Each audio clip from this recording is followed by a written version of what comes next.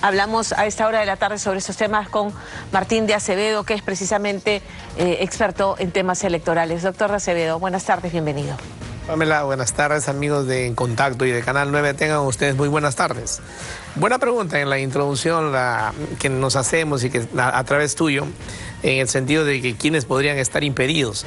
Lo que pasa es que hay una norma para el terrorismo, el homicidio y esos delitos de lesa humanidad que ya data de 10 años, pero 5 años después el Tribunal Constitucional sacó una sentencia diciendo que no podría ser correcto o de acuerdo a ley y de acuerdo a la Constitución que una persona esté suspendida de por vida y no se le permita su rehabilitación a la sociedad y como consecuencia de ello la recuperación de sus derechos civiles y políticos, entre otras cosas, para poder postular a una elección popular para congresista, para presidencia de la República o para los gobiernos regionales y municipales. Entonces, en esa línea viene este proyecto, pero no hay que perder de vista que en el propio Congreso ahora, con lo que han aprobado hace unos meses en el tema de la reelección indirecta, que en el sentido que ellos mismos pueden ser senadores, a partir de que se ha creado el Senado también, no hay que olvidar que el propio Parlamento, sobre todo se ha caracterizado desafortunadamente para nosotros en tratar de aprobar cada vez más aquellas cosas o aquellos temas que no le vaya a perjudicar. De modo que... No, más bien que buscan cómo beneficiarse, ¿no? Porque han vuelto a instaurar la reelección parlamentaria, ¿no? Que había sido por referéndum eliminada. Yo estuve en contra de esa medida, pero bueno. Y la posibilidad de reelegirse además en la Cámara Alta, ¿no? O sea, reinstauran la bicameralidad y se pueden ir a la Cámara Alta. Digamos, son normas que uno interpreta como la pretensión de este Congreso tan desaprobado de sacarle la vuelta, ¿no? Y poder quedarse detentando poder.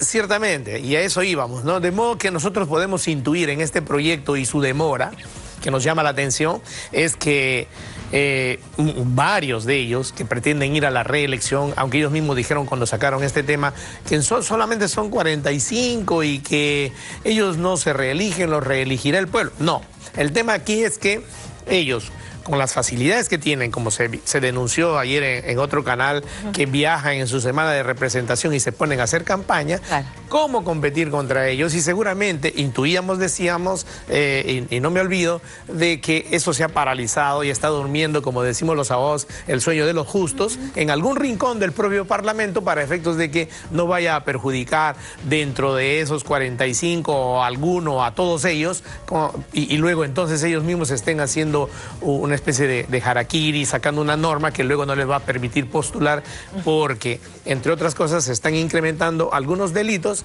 que me parece muy bien, ¿no? Pero lo que habría que también proyectar y avisorar es que una vez presentado el proceso, una vez postulados ellos, habiendo, ojalá, vuelvan las primarias y vuelvan las internas entre los partidos políticos, nos presenten en efecto una buena propuesta para que el pueblo luego pueda elegir también bien. Pero eso en la práctica, con este tipo de temas, hay que decíamos y podemos avisorar en ese sentido que el Jurado Nacional de Elecciones, el sistema electoral, no se abastece para fiscalizar en pleno proceso que dura 270 días a aproximadamente 18.000 o 27.000 ciudadanos, depende de la cantidad que contemos, que están postulando, salvo que alguien los denuncie vía una tacha, vía una impugnación o vía una solicitud de exclusión del proceso, porque en efecto están cargando, por ejemplo, ¿no? Si estaría en vigencia esta norma, con alguna sentencia en primera o en segunda instancia, como dice la norma,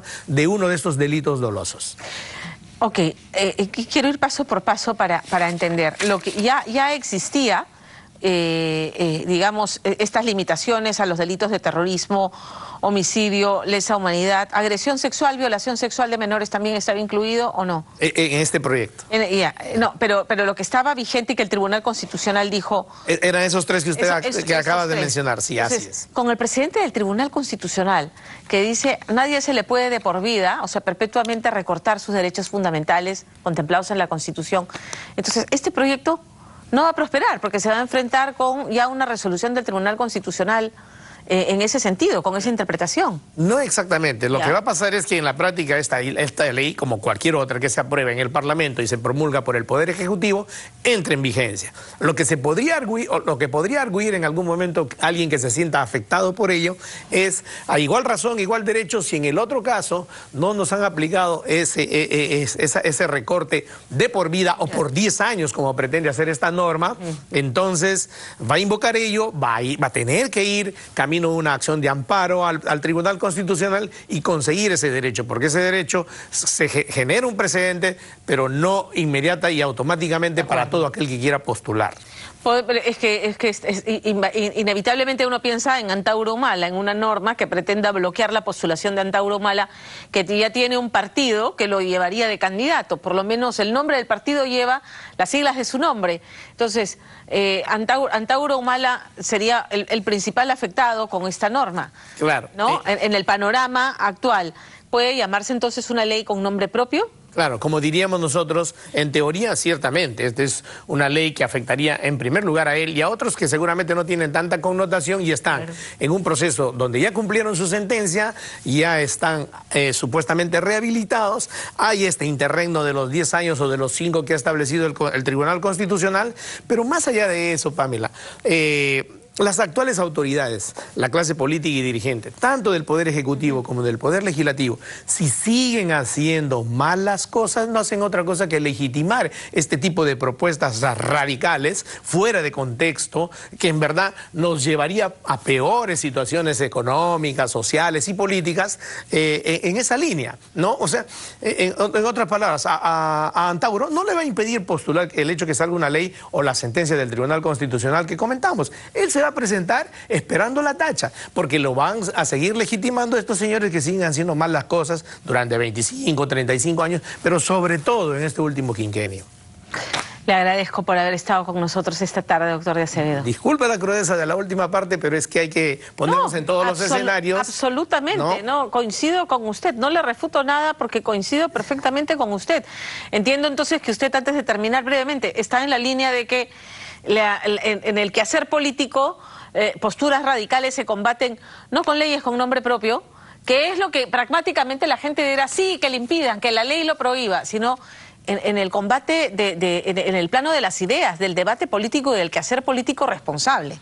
Así es, ¿correcto? Haciendo buenas leyes, no tantas leyes populistas que al final de cuentas nos dejan sin dinero a mediano y a largo plazo, por ejemplo, ¿no? Le agradezco, doctora Acevedo. Gracias, buenas tardes. Esta tarde. Buenas tardes.